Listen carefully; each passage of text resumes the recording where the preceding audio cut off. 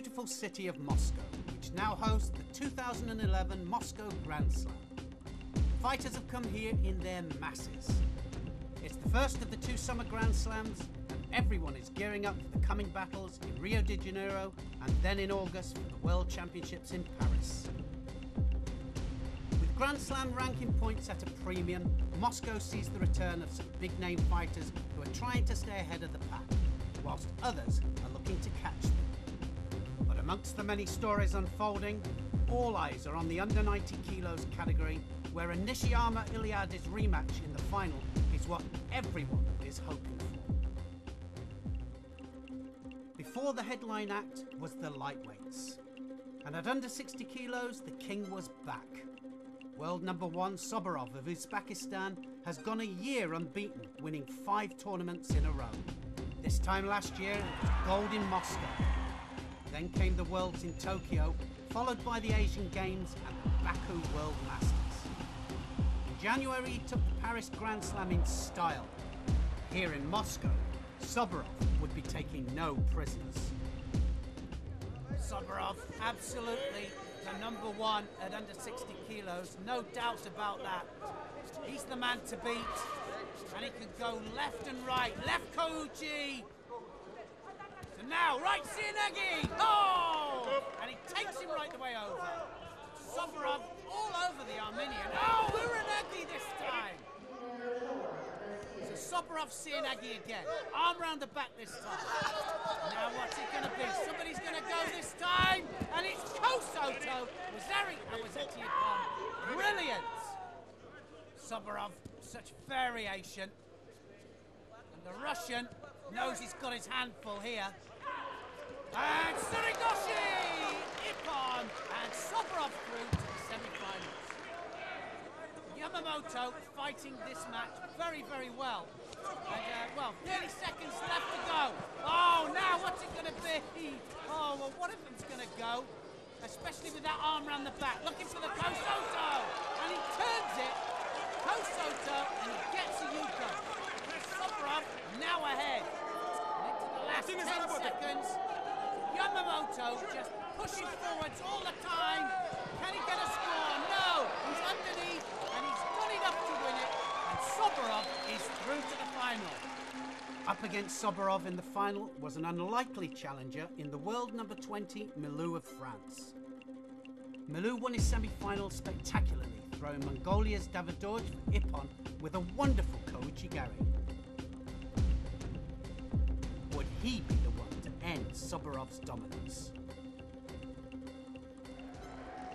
Well, can Milou offer a real threat here to Soborov? Soborov, this will be his 6th tournament win if he wins it. So hard gripping from both of them, arm over the top from Milou. Now what's going to happen? Oh, look at that, Harparelli on the edge. And it's outside of the area, doesn't count.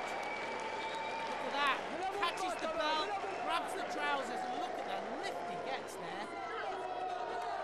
So Milou breathes again, going forward all the time. Milou's not going to give this up. Look at him going off the bottom of the jacket. So just 10 seconds left then. It looks as if it's going to go into golden score. And now what's going to happen? Sienegi. And there was only a couple of seconds left on the clock. What class! Unbelievable. Soborov just turns in for a Sienegi. He went off the bottom of the jacket first, turns it into Ippon Sienegi, and he rotates him right the way over for an amazing Ippon Sienegi and an amazing Ippon to win his 6th tournament on the trot. And you have to ask yourself, is there anybody that can stop this man retaining his world title in Paris? The Russians are a force to be reckoned with in the middleweight categories, with lots of highly ranked fighters.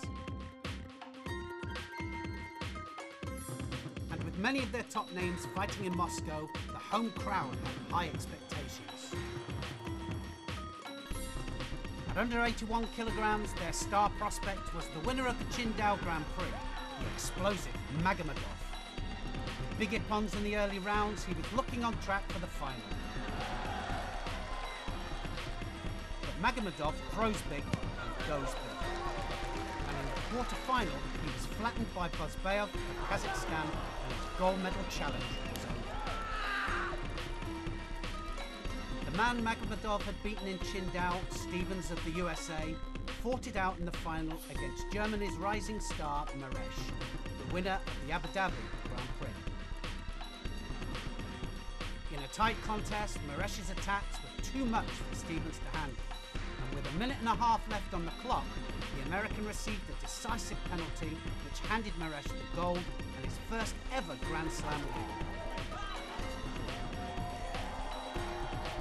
It took Maresh to number 11 in the world rankings and established him as a real contender in the category. At under 73 kilos, the Russian flag was carried by Kodzakov. But despite leading in the semi-final, he was stunned by Dex Elmont of the Netherlands with just 30 seconds remaining, and the Russian disappointment continued.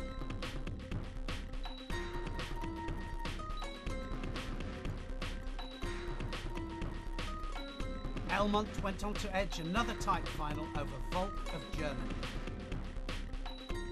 The win meant he leapfrogged all the way from 7th to 3rd in the world rankings.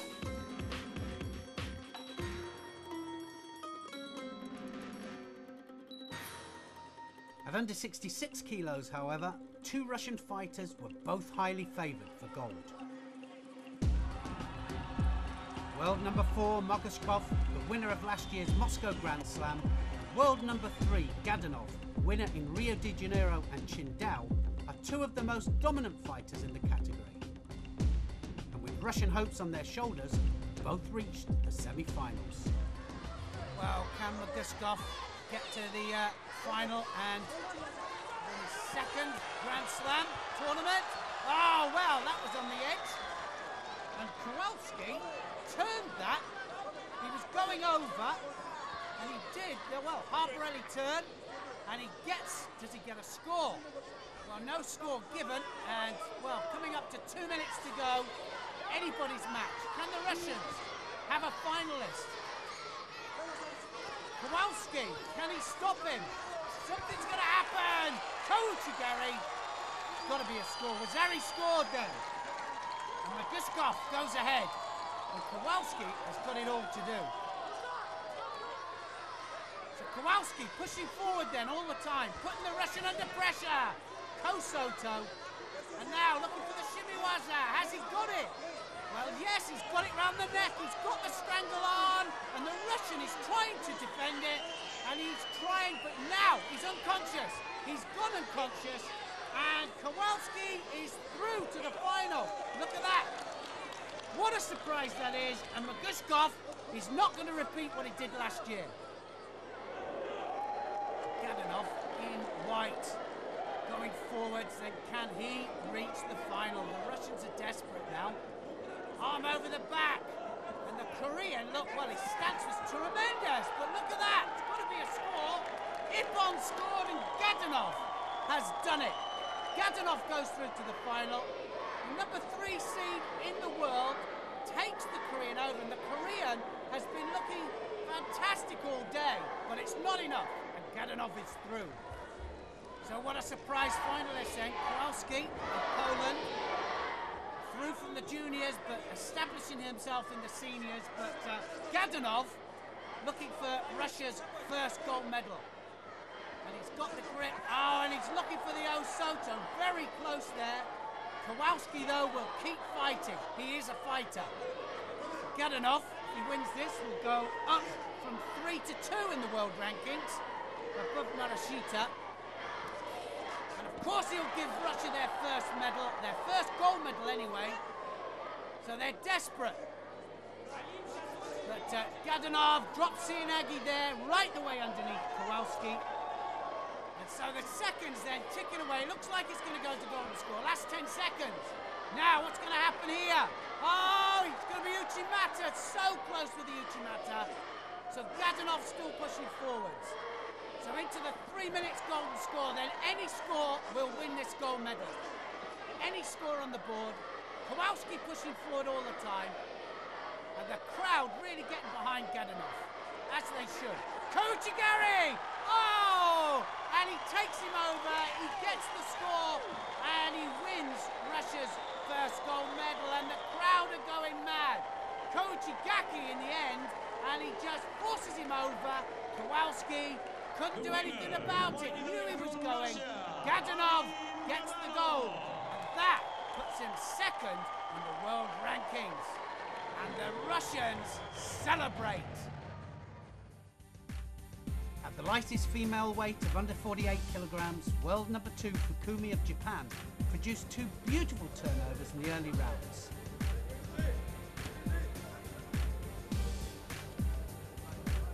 In the final, a Wazari score against Russia's Kontrateva was enough to win the gold medal and take her to number 1 in the rankings.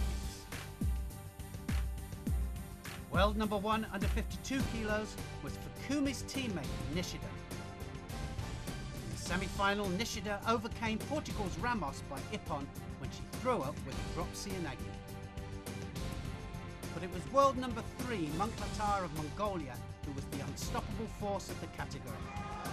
After an incredible throw in the semi-final, the Mongolian defeated Nishida to claim a valuable Grand Slam gold medal.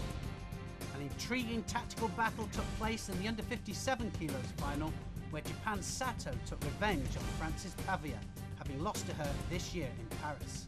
Wazari from Sato meant gold and a promotion from 6th to 4th in the IJF rankings.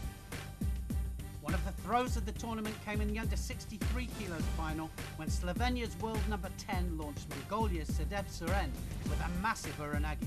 It pushed her up an impressive 4 places to 6th.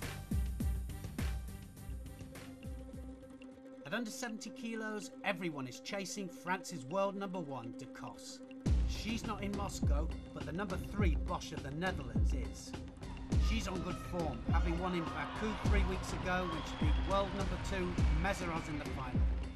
En route to yet another final here in Moscow, Bosch's best moment came against Barbieri in Italy. Up against her in the final was the winner of last year's Rotterdam Grand Prix, Japan's Takimoto, the world number 6. Like Bosch, Takimoto threw with Ojigari in the eliminations. In a semi-final, she displayed fantastic groundwork skills to score Ippon against Switzerland's Robin. It would be a Takimoto-Bosch final.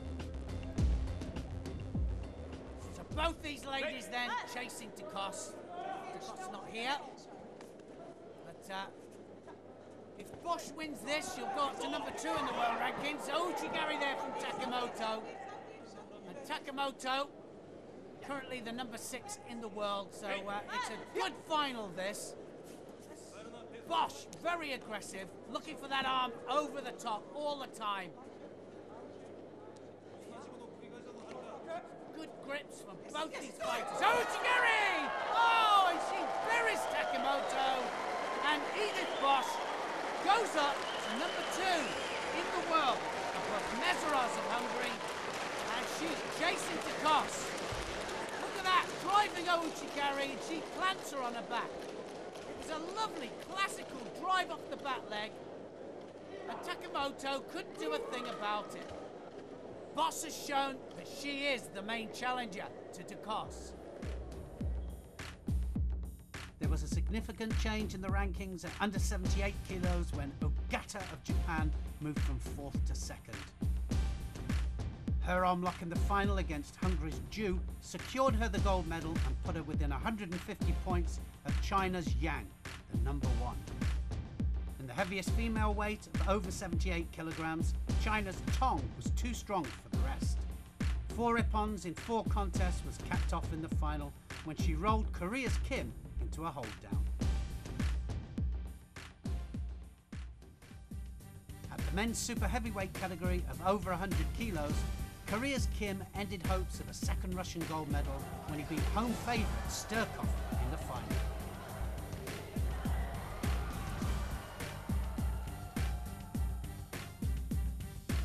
Kim's victory meant another big shift in the rankings as he moved from 17th to 8th. In the absence of the world's number 1 and 2, Kazakhstan's 2009 world champion Rakov was the highest seed at under 100 kilos. World number 3 produced some brilliant hip-hops in the early rounds. But against all expectations, 34-year-old Zivi of Israel, the former 3-times European champion, rolled back the years to devastate Rakov in the semi-finals.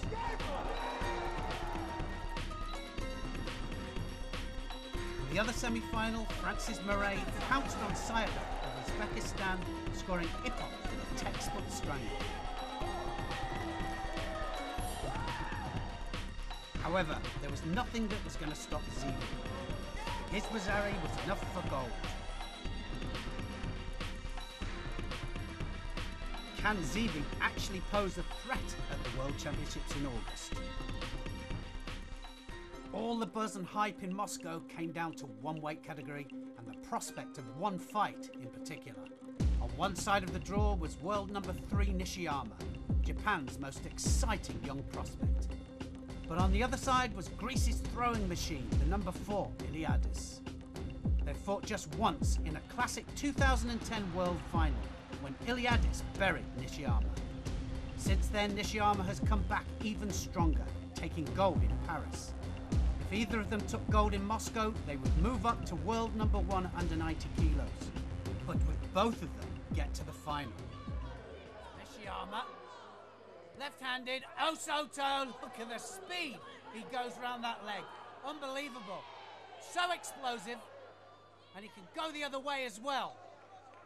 So which way is it going to go? Now, oh well, he starts with Teguruma, finishes with Ouchigari. Beautiful. So now Nishiyama, looking for the opening. He can change direction with that Ouchigari that he does, and he can do the Oguruma and the Osoto. Oh, brilliant. On the same side of the draw as Nishiyama was Brazil's Pasana, who beat him last year en route to winning the Rio Grand Slam.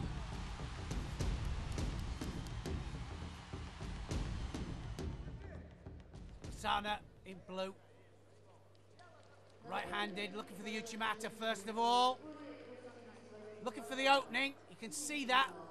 Look at the pulling hand there, ready to go, Uchimata! Beautiful lift. So Pasana, for the big arm over the top, I was gonna say. Now, Osotogari this time! Great stuff. So Pasana then against the European champion. Nyman, left-handed. Left against right. Oh, Uchimata! Oh! And Pasana is on fire. So Nishiyama then, trying to get revenge here.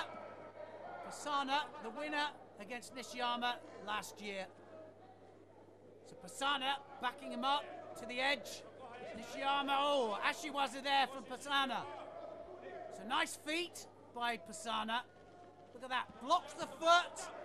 And Nishiyama has to adjust his balance. So the Great Inui then shouted to Nishiyama to go forwards. He needs a big attack.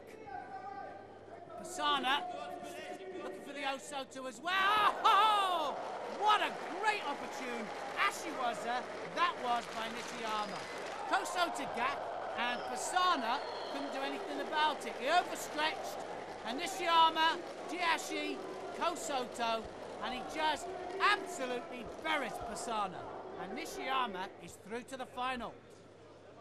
Iliadis really back to his very best. And he can go left and right as well, and he'll just be looking for the Ippon. Nothing else will do. And he can go off the sleeves, looking for the arm over the top. Now what's going to happen? Uchimata Wazari scored. So now, what's it going to be? Big Sirtosh! Oh, and Yuko scored. Iliadis all over him. So now Iliadis goes around the back again. So what's it going to be this time? Oh, it's Uchimata again. Second Wazari to Iliadis, and he's through. So the winner of this goes through to the semi-finals. Iliadis again on the sleeve and looking for the Ippon Sianagi there. He threatened. Is he going to get it? He's got the sleeve. Sodi Surakamikoshi this time. And that puts him through to the semi-final. Due to meet Iliadis in his semi-final was Maloney, Italy's Ashiwaza specialist. So Maloney has great Ashiwaza, great feet. Watch out for them. Oh, and he threatened with it. Now what's going to happen? Superb stand-up judo, but he's also got a good shimiwaza, and he's got it on.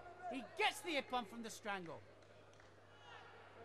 So Maloney, I said he's got good feet.